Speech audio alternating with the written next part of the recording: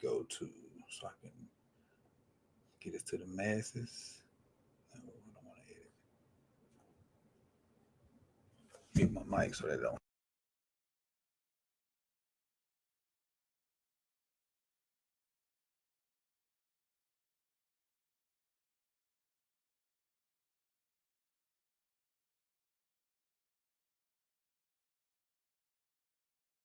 So I can send it to these guys. We coming. We coming. Just load on up in here. We coming.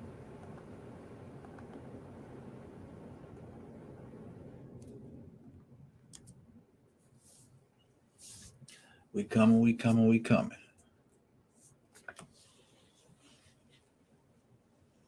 Do something a little different. Get your little pregame before you pregame. What up, the Hawk? What up? What up? What up? This your pregame before you pregame.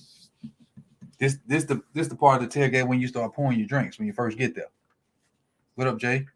Ravens 76. What up, Sid? This the pregame. What up, Arrow? Appreciate you for coming through. Appreciate you for coming through.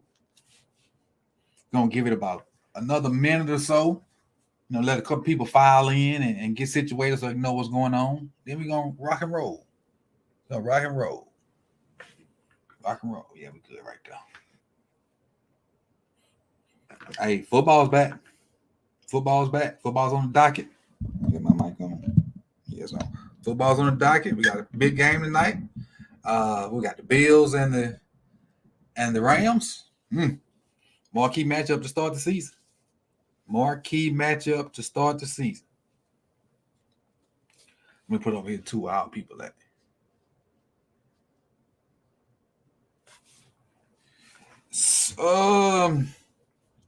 I think as far as Jackson State, I think FAMU was the only team that had a chance to beat them in this way. Campbellsville, whatever it is. Camels. That mascot, the Camels. Gonna give them a run for their money, but I don't know if they could beat them. But no, I don't think nobody's from the SWAC gonna beat them. Nobody. Southern may get the closest, and then depending on what Alcorn got, and I don't really. Alcorn played a good game versus Stephen F. Austin, but I don't know if they got enough to beat Jackson State. I don't know. They loaded, man. They loaded, and they ain't even put Hunter on offense yet. But let's get on to this top 10 most important Ravens. That's what you tuned in for. I got a special guest here with me. I got my main man, $100 grand and all. Garnet West coming through. What up, G? Hey, what's going on, Coach? How you doing, Coach? I'm chilling. Good Thursday afternoon, and I appreciate you for coming through, man. This was last minute. I probably texted him about this 20 minutes ago, and he came through like he always do. Good dude. If you don't follow G on social media, it might be tough to find him because he bounce around. One day he Neil, one day he going there, one day he G West. Today he going there 478. So it's gonna be tough to follow him, but just know if it's a G and a W in it, it's probably him. Hey, thank you for the introduction. Hey, so yeah, sometimes I'm in and out of Twitter jail, but I got good lawyers, man. So Garnet 478, the original kind, is finally back, and it's here to stay, man. Hopefully, I don't catch no more cases out there, so we good to go. he got them lawyers. They paid up already. That's what it is. So they just come when it comes. This is what we're gonna do. He has his list of 10. I have my list of 10, and what we're gonna do is I got a little Excel sheet, and what we're going to do is, and this is the small version of it. There we go. We're gonna type in as he say he is, and he tells why he's at 10. I'll type it in, and I'll do mine. So he's the guest. He gonna go first. And we definitely gonna get you out of here for this game kickoff. So let's start this thing off, G. Who you got first? Yes, sir. I got Pepe Williams as number 10. Reason why I say that the young rookie has above that. That's my son in the back. I'm so sorry, ladies and gentlemen. But the young rookie has above average expectation. To my point, just the fact that he's gonna bring the juice right out the gate, and the way in just impactful plays, especially at the nickel position. Me and Coach, especially Coach, man, he got an eye for the game. He got an eye for players, and literally, I guess to me, when we saw the games, what we saw out of the preseason games, and we saw him just literally he had one interception, should have had two into the house, but like that's what we were lacking in a couple years. Like other than MP, he brings the type of juice that we need, man. So I feel like he's gonna get a lot of impactful plays that he's gonna make right off the rip. Cool. So my number 10 is the guy that I don't really care for outside of Baltimore, because I feel like he tries too hard, he goes too hard. But my number 10 is Marlon Humphreys. Reason being, we don't really have a ton of edge guys right now. So his ability to stick and stay is going to be important, especially early in the season, until we figure out what we're going to do on the edge. Or do we have defensive ends? Are we 3-4? Are we 4-3?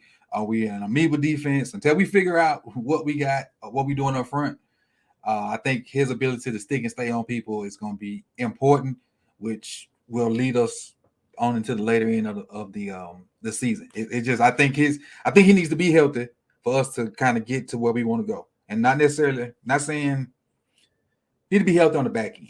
If he missed games, which I don't want nobody to miss games if I want him to be early, so that way weeks 8 through 17 we'll be good to go. But number 10 for me is Marlo. Number 10 for G West is Pepe Williams. Both DBs. It's crazy we both went with DBs. I know that, like I said, man, you hit me with the last minute, so our minds in the right. We on the same train chat, just on different sides of the rails right now. Gotcha. Yes, sir. Go with your number 9. So my number 9 is Devin Duvernay, man. I said this when I was just timing out a little bit, just to be a little bit more, concise with it. I said the All-Pro kick returner has to show us this year if he's more than a special teams guy. By showing us that he can, stretch the field vertically and show a little bit more of a, better route tree. Because literally, we don't really have that many Bateman can low key, like there ain't no low key. Bateman can stretch the field, but DeMarcus Robinson can stretch the field. But literally, when it comes to being a legitimate burner, we don't have that many, and Devin Duvernay will be called upon those moments. Yeah, he definitely has to show up. Definitely, he has to play a lot bigger role than he's had in the past. A lot bigger role. Number 9 for me, Dafi Owe. Okay. Reason I have him at number 9 is he's the best pass rusher we got. Not statistically, because you got Houston, but physically he's the best pass rusher we got, and we need him to generate minimal 10 sacks. Minimal.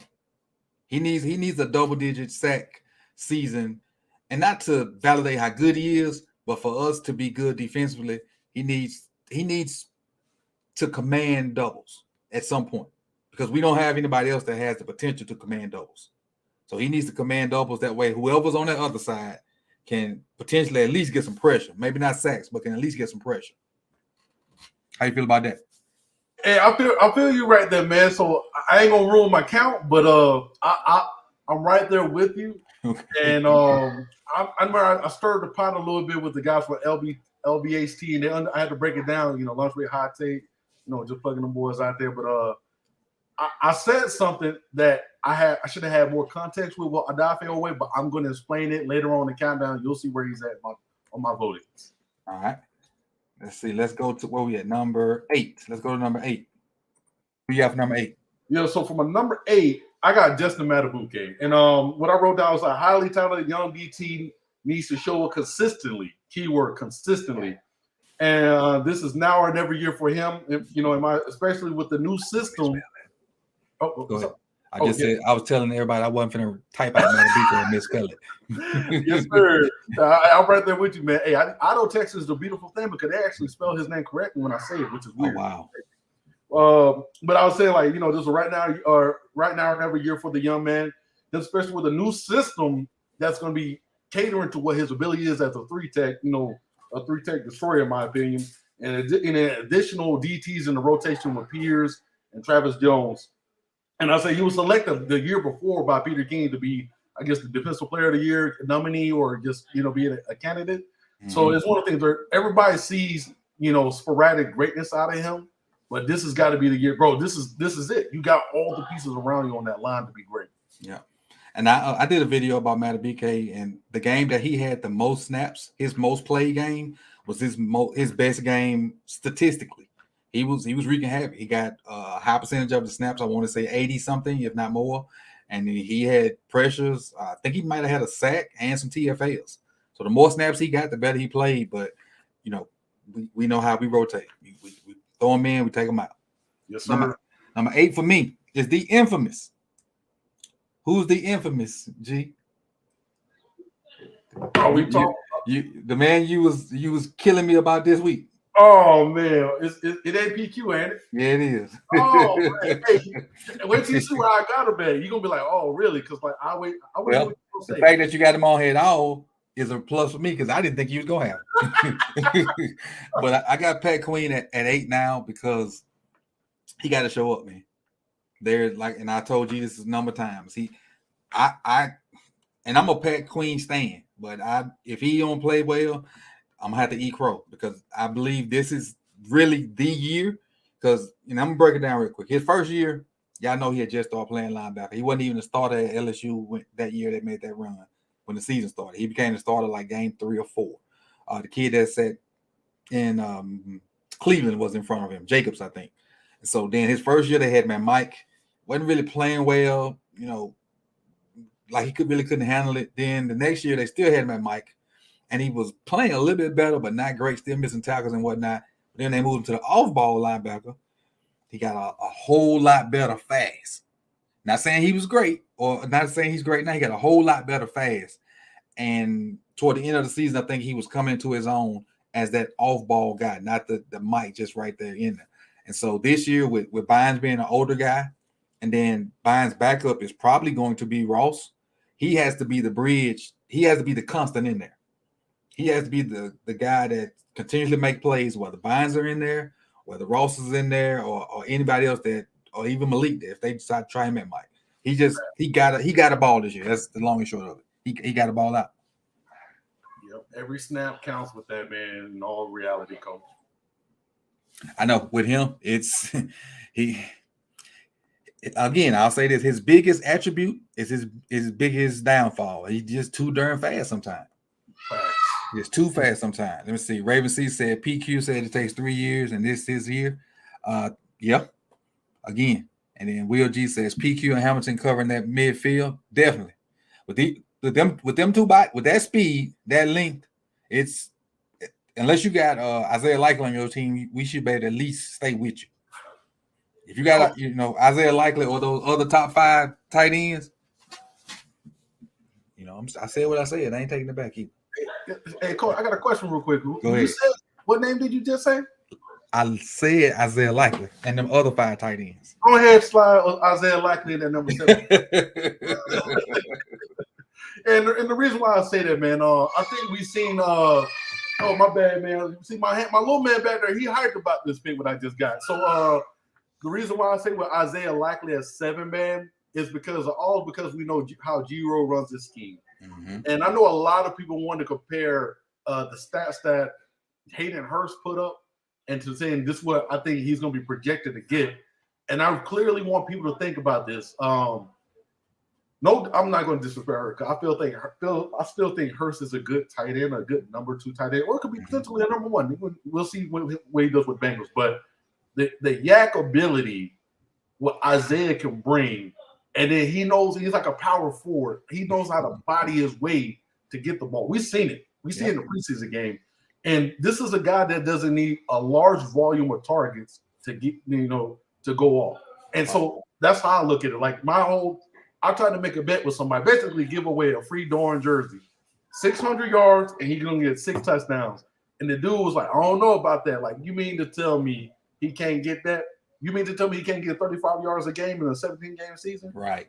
Like, it's like I feel that he's gonna basically, if God forbid, I ain't gonna say the I word, but if anything happens to any of these receivers and he's still healthy, rocking and rolling, we're good, man.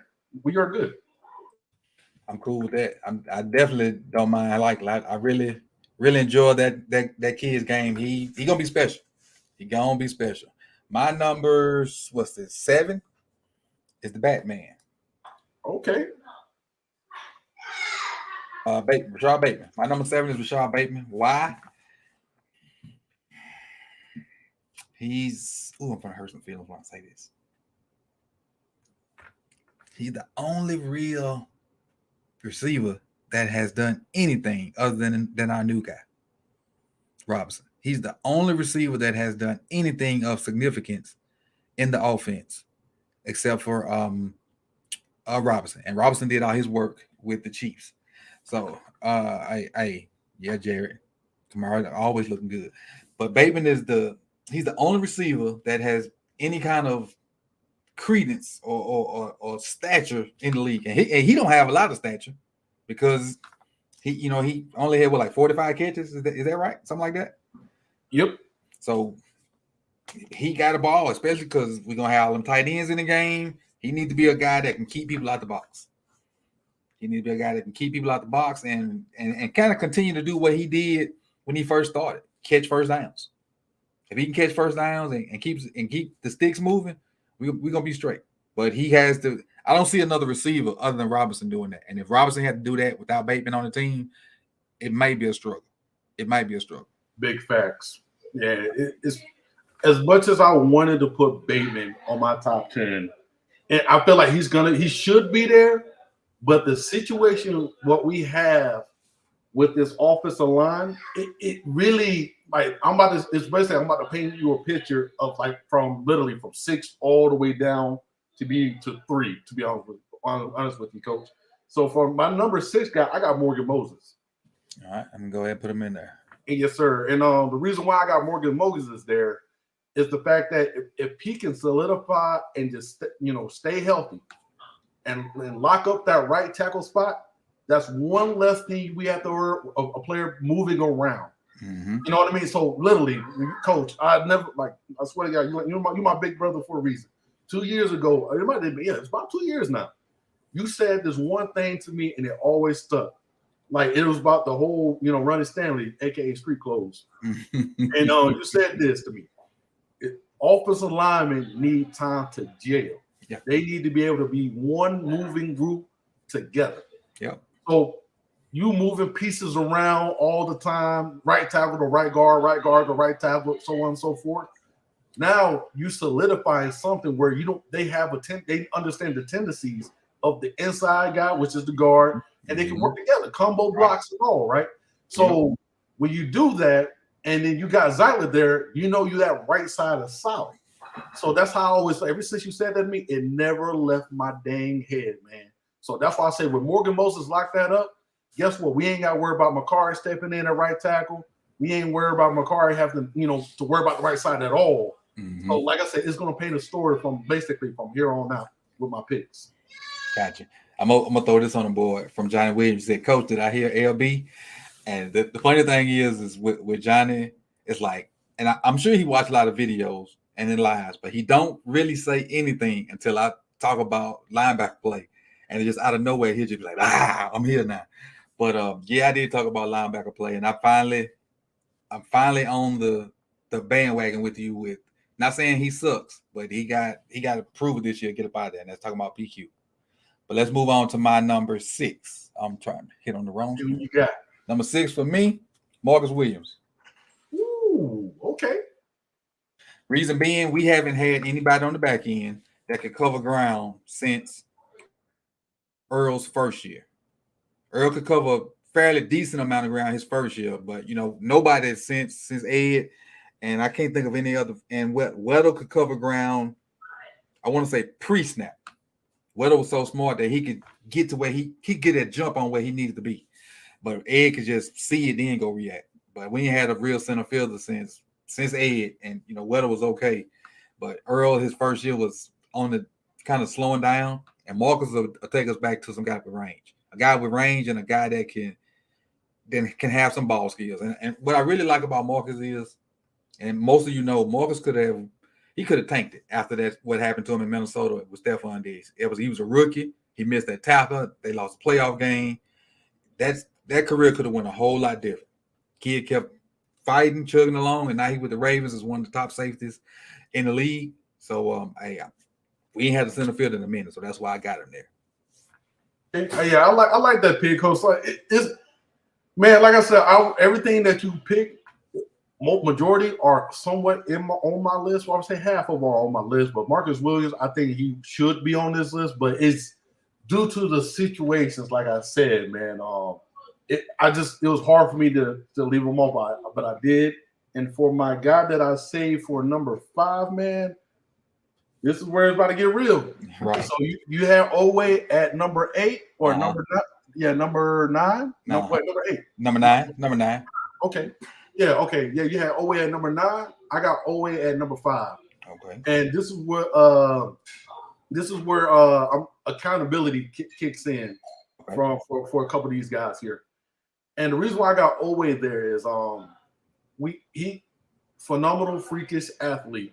Like basically he's like the Javon Curse, a new age Javon Curse of our time, right? Mm-hmm. It's 6'5", 6'6", 4'3", 640, just strong brother. Everything that he does is just ridiculous, right? But there's another guy that was a freak of nature that came out of Penn State by what's his name, Michael Parsons, right? Yeah, definitely. That's a real freak.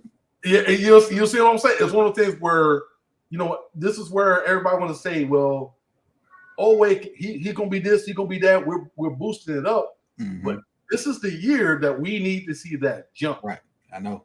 Yeah, and that's why I have him here like at 5, because like the room of the pass rusher, like you said, it's a little banged up. The cavalry will arrive later on down the season, but this is like when you come out, like literally, I'm holding him accountable for 3 sacks against the Jets, especially with the offensive line issues they're having right now with Mekhi Becton gone, Dwayne Brown with some injuries. Like he should be barbecue chicken right now. That's how I'm just being serious. Like that's how it is, man. So, hey, what's going on lunch break? But yeah, man, that's where I'm at with Oway right now. That's what I say. It's accountability, man. Yeah, definitely. And his accountability is going to happen faster than everybody else. It's year 2. Some people take year 4 or 5, but hey, bro, you got to go. So number 5 for me, MP Juice Man. If you don't know who Juice Man is, that's Marcus Peters. Reason being, he's a game changer with his ball hawking ability. We can be down 14 and they could be driving and he get a pick or a pick 6 and it put you back down 7.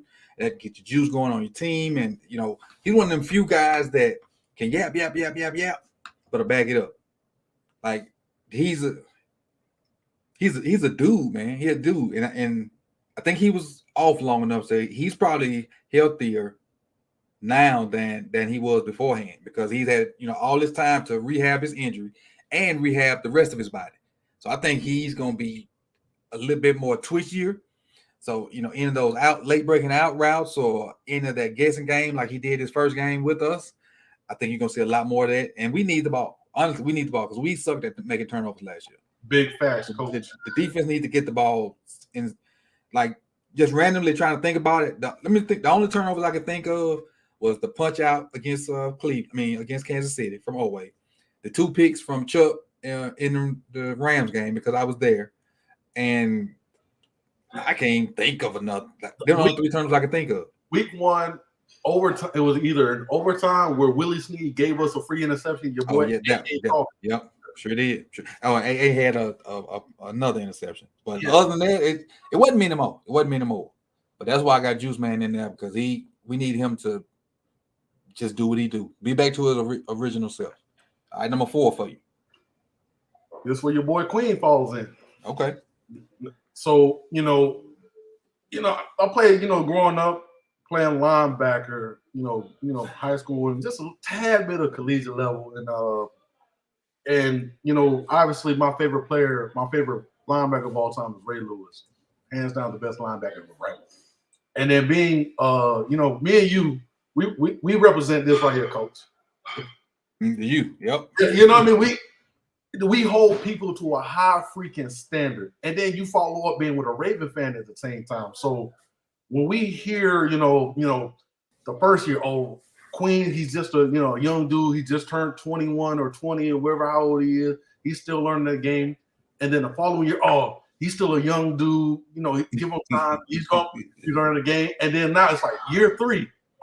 Year 3, he should be good, right? So you're running out of like excuses. I'm being a retired Marine, man. I don't make excuses. Mm-hmm. When I see you do something great, I know you just showed me that you can do it. Now, how often you can do it is on you.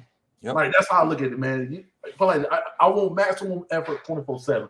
So I really think having Zach Orr back in the building, Coach McDonald, these guys are very familiar with Queen and Harrison. You know, I think they can easily, you know, connect with them and talk to them a certain way and, you know, figure out whatever what Wink and, you know, what's the boy name, Rob Ryan, what they guess they couldn't do with them, right? Right.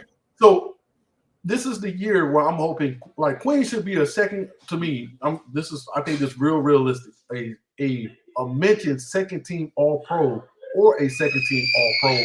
With my son's screaming, it's okay. But like literally a second team All Pro to that level. Like I think he can do it. I know he can do it. We know how great of a flexor he is. The next step is just coverage, man. Know what's going on right behind you. Like literally, don't be a liability. You want to be on those nickel packages? You want to be in on those dime packages? Just show that you can hang that for 3 downs. Go ahead. Now you good. That's perfect. I'm with you with Queen. I excuses. If he play bad, I'm gonna call it out. There's no, hey, you know, one more week or one more year. It's now for him. His time is now, as the saying goes. Number 4 for me, and y'all know I pivot a little bit, is Young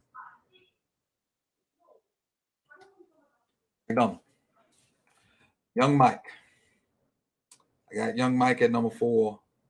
This is, if I'm not mistaken, and y'all correct me if I'm wrong in the chat box, this is about to be his second year as a coordinator, period. If I'm not mistaken, his first year was last year in Michigan. Yep. This will be his second year, like, ever. Not in college or in high school, or this is his second year ever being a coordinator. Not saying he can't do it, but I just know the college game is a lot different from the NFL game. And I wish him none but the best. I hope he pulls it off.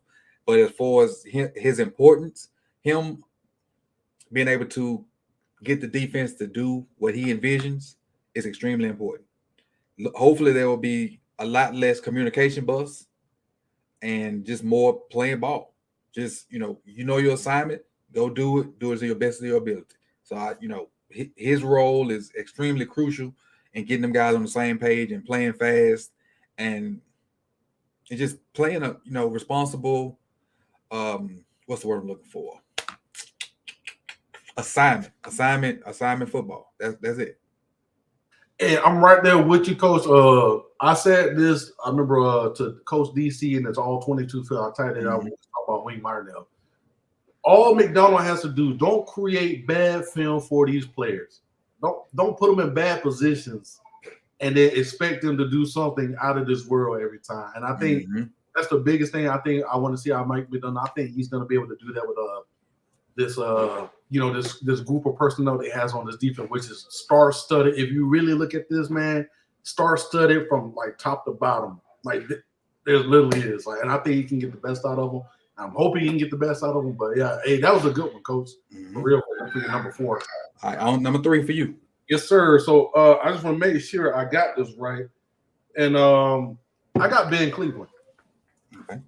It was very hard to choose between Ben Cleveland and Ben Powers, but I'm just going to go with the dude that we picked in the 3rd round, and that's supposed to be the starting left guard. Supposed to be the starting left guard. You don't just get a guard in the 3rd round, and he ain't supposed to be that guy. And that's my opinion, a strong opinion on that. And this was you basically was giving a silver spoon to me, in my opinion, by the coaching, and you fumbled the bag. You say you went to a wedding and all this, all these things. You didn't take care of yourself. You didn't take care of business, your personal business. And then you come to camp. Obviously, we know about the field, the physical test or whatever they do, the conditioning test. And then you did very well against the in the preseason. But at the same time, though, man, I feel like this like how it is, coach. You have players coming up, and it's like. You probably did this. Hey, son, I just want to let you know you got all the talent in the world, but you need to get your priorities straight. I need you to be like this 24/7, get your grades, and just be more mature. And like I said, I can't speak on all I know, but all I see is fail physical, and then is that makes me question what are you doing with yourself. But like I said, this goes back to the whole Morgan Moses solidifying the right side. If he solidifies the guard spot, that leaves McCarry available for the left tackle.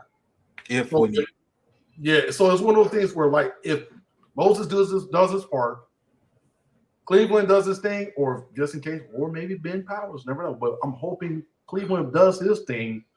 Now we're like, okay, we don't have to really worry about running because we got two backup plans with Juwan James, and then hopefully never with Carter, but this will be good. All right. Yeah. All right. For number 3 for me, I have one of your favorite players right now, Street Clothes Stanley. That's who I got at number 3.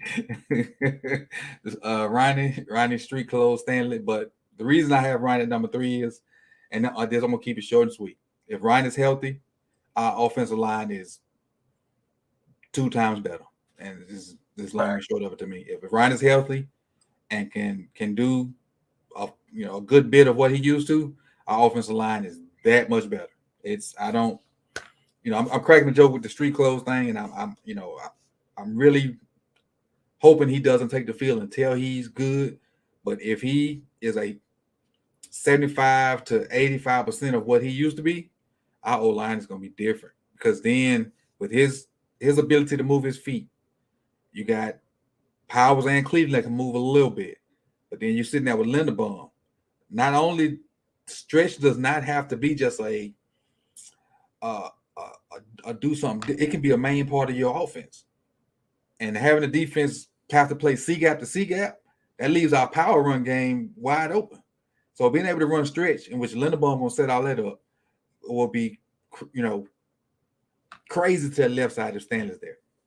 Right side, maybe not so much because you're looking at Morgan Moses. Morgan Moses can move pretty good too, but definitely not Falele. And, I think Falele eventually be the right tackle. But right now, I think Street Clothes Stanley is, if he's there, the O-line is different for real. And I don't mean different like different people, like some mauling about to go on. Hey, what you say, Cole, is diffy. Right, it's diffy. Yeah, man. Hey, Will G said something in the comment and it caught my eye, man. You might want to Pancake City. It literally could be a lot of Pancake City, with this offensive line. And there it is. Yes, sir. But like it's for real though. Hey, it was crazy, right? So great minds thinking alike. I just had him at number 2, man. I'm not gonna go. I'm not gonna. You got Stanley too. Yeah, I got Stanley at 2, man. Because literally, if that happens, that literally solidifies everything. Like we don't from tackle to tackle, from bookend to bookend. All the chapters are lining up. See what I did there? But literally, but yeah, man. I'm. Like you said, Coach, you already said it perfectly. And my whole thing is, man, this is literally just how last year happened. Mm-hmm. Dude didn't step on the field this is crazy. He didn't step on the preseason. You see him in a couple of team workouts now. Nothing, right? Now, all of a sudden, week 1 comes around, he's playing. Mm-hmm. So I'm just wondering, man, please don't I got. He didn't practice today. Yeah, exactly. So it's like, oh my God, I'm scared because this is literally lining up like last year. But if he comes back at 80%, like you said, Coach, not to just repeat what you said, but we're good. I'll take that over literally, more, below average tackles. Like he's good, man. Like we're solid. I feel very confident with Juwan James. I think he can be serviceable, but for us to go where we should be, we're gonna need 80% or higher from Stanley to be on the field. Go ahead. Yep. All right. Number 2 for me. And if you tuned in last year to this show that I did specifically, this guy was number 1 last year. So if you know, last year he was number 1.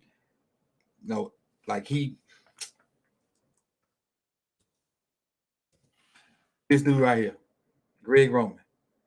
Last year he was number 1. So he's number 2 this year. But again, and he probably should be number 1 again, but he's not. He has what he envisions is the recipe for a good offense. He has that. Multiple running backs, better I think a better group of 3 tight ends, a better group of receivers, and if Stanley's there, and equal to or better O-line, and it's hard to say better and with and I don't want to disregard who's our left guard, Yonder. I don't want to disregard Yonder.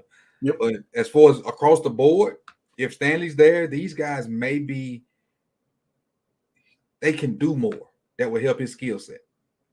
So Roman just, again, I said this with the deep cover boys. Roman just can't F this up. Just don't.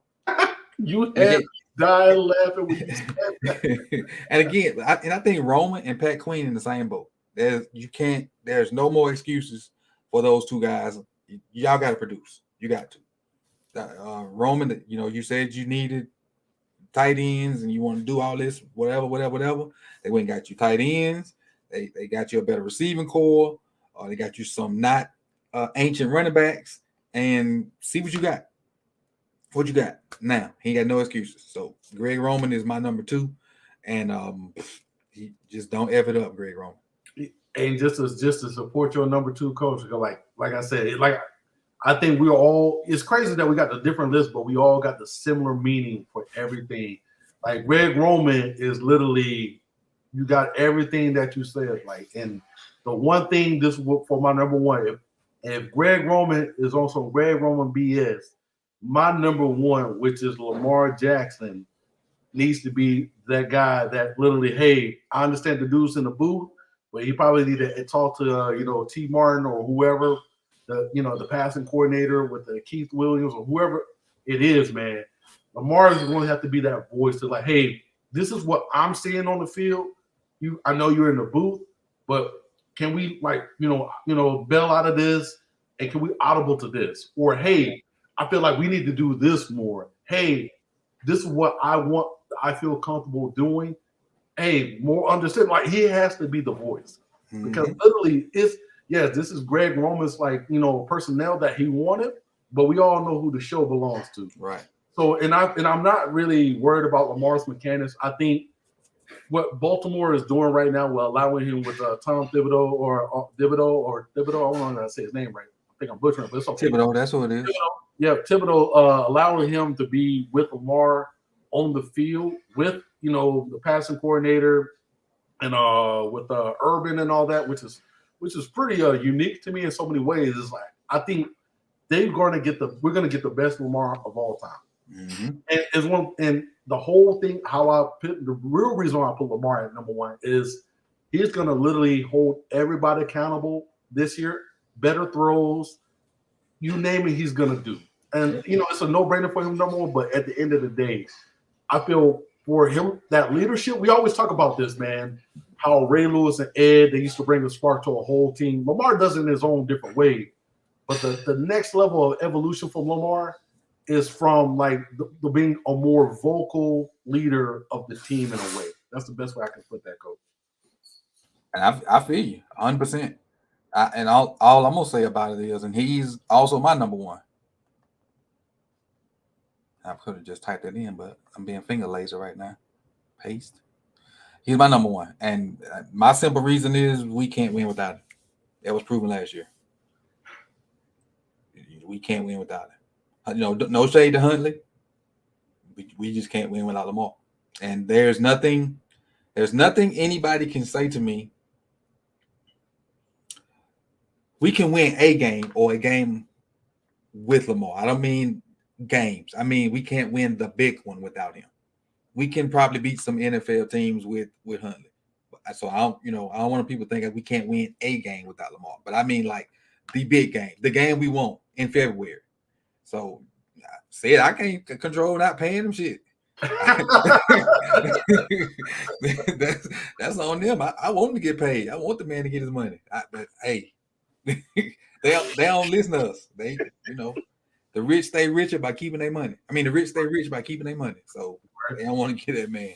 But I don't think we can win the big one without him. So that's my reason for him being number 1. He wasn't number 1 last year. He might have been number 2 or 3. But I know Greg Roman was my number 1 last year. But that's the list, ladies and gentlemen. We'll go through Garnet's first. He had Pepe Williams at 10.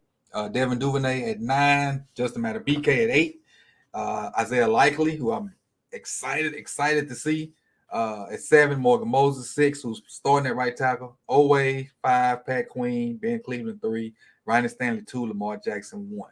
And on my side, I had Marlowe at number 10, Odafe Owe at 9, Pat Queen at 8, Rashad Bateman at 7, Marcus Williams at 6, MP Juice Man, Peters at 5, McDonald 4, Stanley 3, Greg Roman 2, and Freaky L at number 1.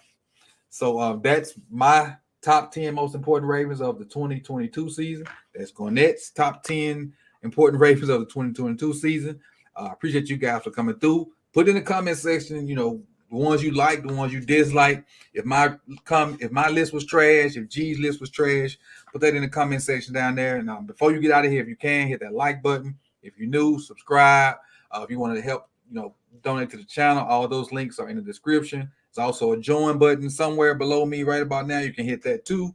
I actually did a members only video today, and I ain't even tell you what it's about because the members got it today with them. So hey, all the support that's it's been crazy the past month. I appreciate you guys.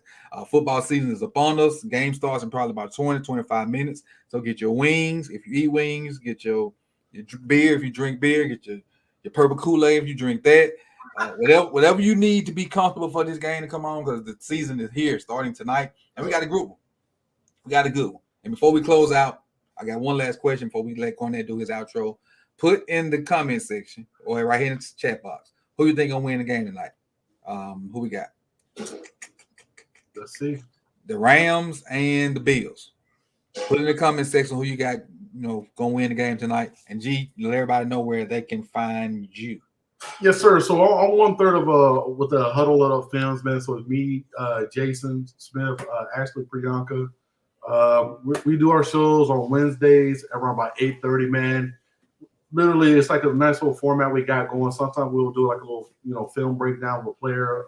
And how we're going to try to do is like whoever the best player of the game or whatever we come across, we'll do a small little clip out of that player. And basically, it's going to be I told Jason, we all know who it's going to be, but don't let us see the video of your snap.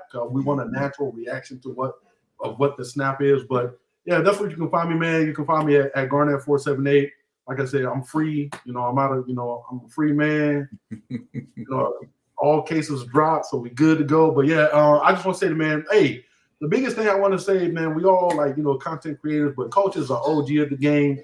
Make sure y'all pass the word, man. Like and subscribe, like you said. But if y'all know some homies that's lost in the sauce and really don't know what they talking about in football, man, guide them brothers the coach over here, man, because he does great, phenomenal work chopping up film and just being, a great, obviously he's an eternal student of the game, but a great teacher. And also he's bringing his own flavor to the game when he does it, man. So that's what I love about him. Appreciate it. I try to be my genuine self. I try to be. So what I'm like with the kids on Monday through Friday when I'm in season ain't too far from what I like on here. It's a lot bit more intense because it's your literal job's on the line. But it is what it is. I hope my page go up there. Appreciate everybody with the support. But my socials going across the screen, Twitter, Coach Evans 9, Instagram is Sip the Tally Films. And if you didn't know it was Sip the Tally on YouTube, you wouldn't be here. So we're gonna get up out of here and watch the game, man. I appreciate you, G, for helping me out. And we out, man. I'm finna go enjoy the game and see y'all soon. Subscribe to the other channel, More Sip the Tally. That film on this game, it'll be something about this game that's playing tonight. Will be the next video on that More Sip the Tally page. It depends if somebody go off or some old line do some crazy stuff. It'll be something about this game on that channel at some point Saturday. And I got spam calling me. I got one thing, Coach. You still rocking them glasses? Oh, these. Hold on. These.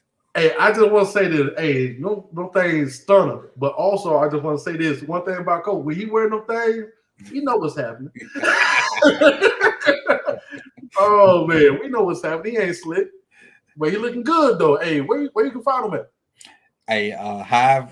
Let me see, hive-hive.com or it's hive-life.com. All right, but they'll know more about that Sunday. You moving too fast. But I like what you're trying to do. I like what you're trying to do. But they'll get more info on that. because I'm trying to get the discount code. Okay. That's what we're working on. So Yes, they're gonna be able to put in my channel name, whatever I decide it to be, and they're gonna give them a little discount. So that's the last hold up on it. And she's already agreed to it. I just need a number so I can tell the people. That's where we at. Phenomenal. So hey, now we out. We definitely out. I gotta go get my setup going and get ready for the game. But again, likes are more important than food and water, as Vach say. And I appreciate everybody for coming through. You could have been anywhere in the world, but you chose to be here with me and G. And that's our top 10 important Ravens of 2022. Hey, football season here. We out. Let's go, baby.